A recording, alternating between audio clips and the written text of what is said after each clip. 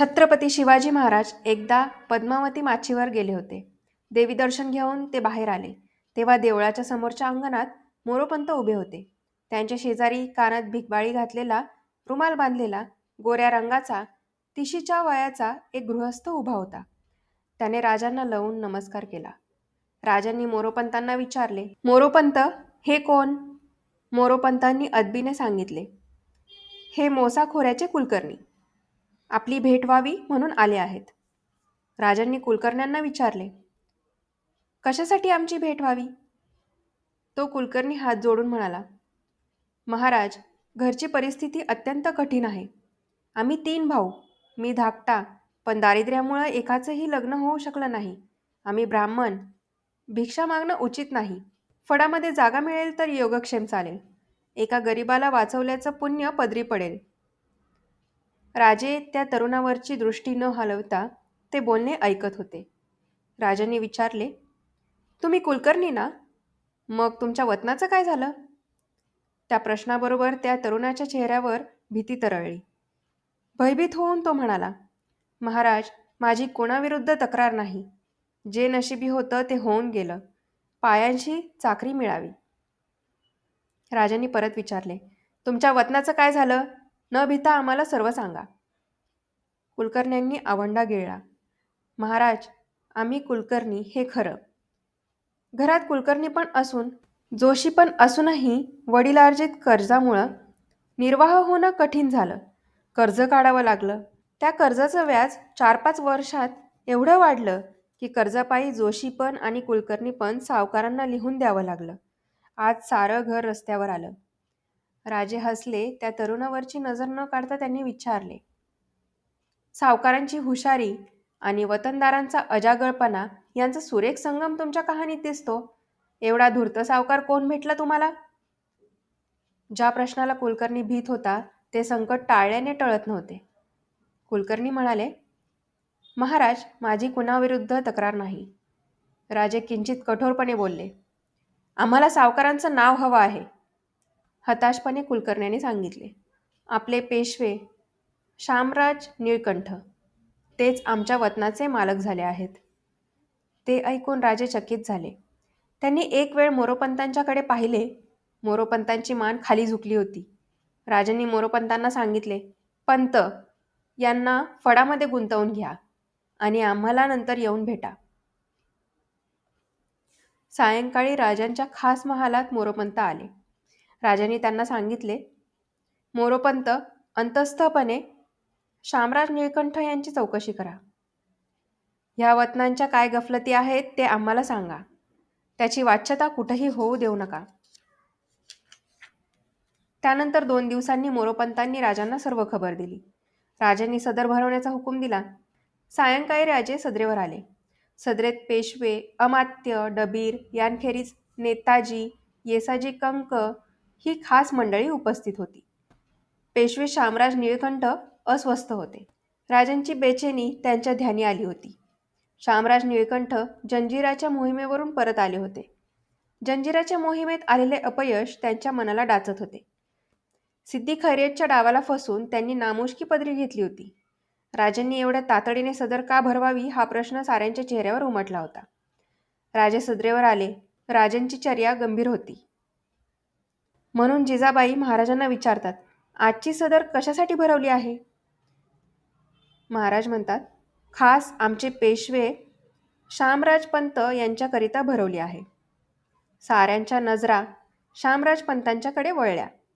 आपले उपरणे सावरीत शामराज पंतांनी विचारले, "महाराज, माझ्यासाठी?"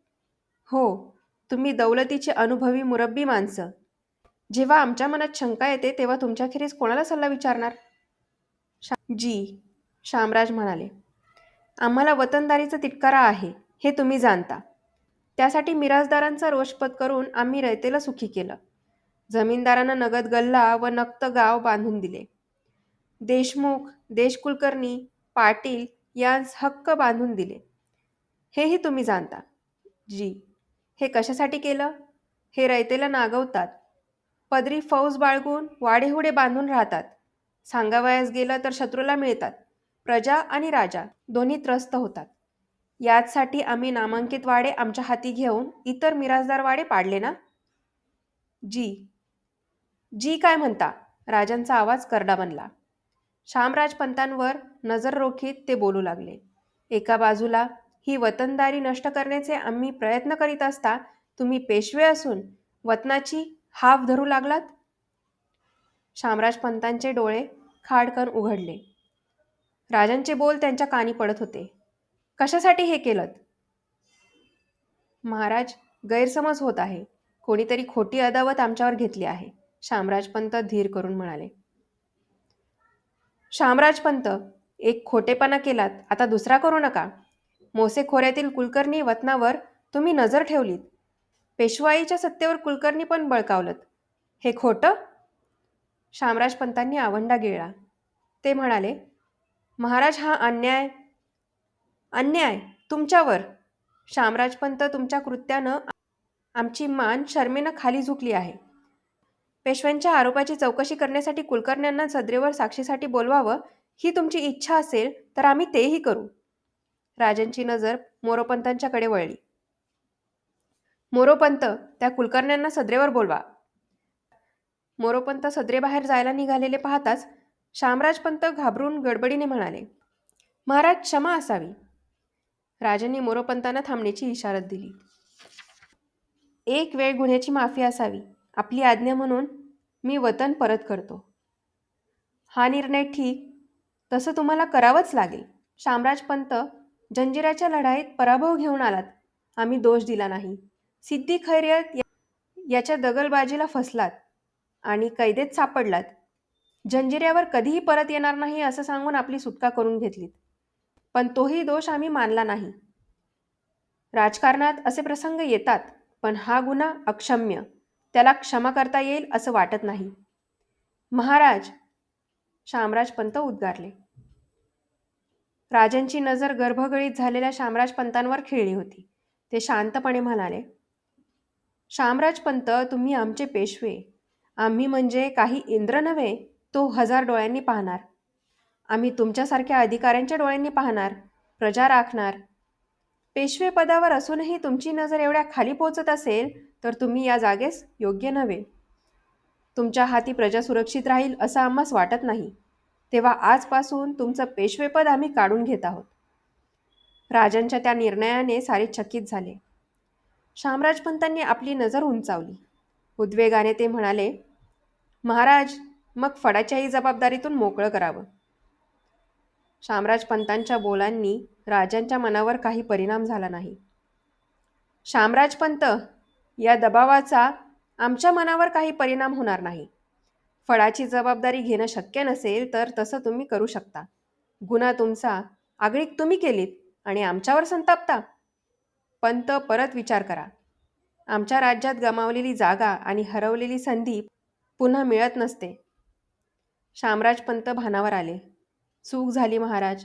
माझे शब्द मी परत घेतो. क्षमा असावी. ठीक आहे. आजपासून शामराज पंतांच्या जागी नरहरी आनंदराव यांची पेशवे म्हणून आम्ही नेमणूक करीत आहोत आणि त्यांची जागा अनाजी दत्तो यांना आम्ही देत आहोत. शामराज पंत, तुम्ही आमचे प्रथमपासूनचे पेशवे. त्या पेशवे पदाला डाग लागू नये ही आमची इच्छा आहे. आज नरहरी पेशवे बनत असले तरी राज्याची बेदिली 4 चौघात जाऊ नये म्हणून तुम्ही असे पावतो. शिक्का तुमच्याच नावाचा चालेल. राजांनी नरहरी आनंदराव आणि अनाजी दत्तो यांना पेशवाईची आणि वाकनिशीची वस्त्रे जिजाबाईंच्या हस्ते दिली. दोघांनाही पालखीचा मान देण्यात आला. हा प्रसंग रणजित देसाई लिखित श्रीमान योगी या कादंबरीतला आहे.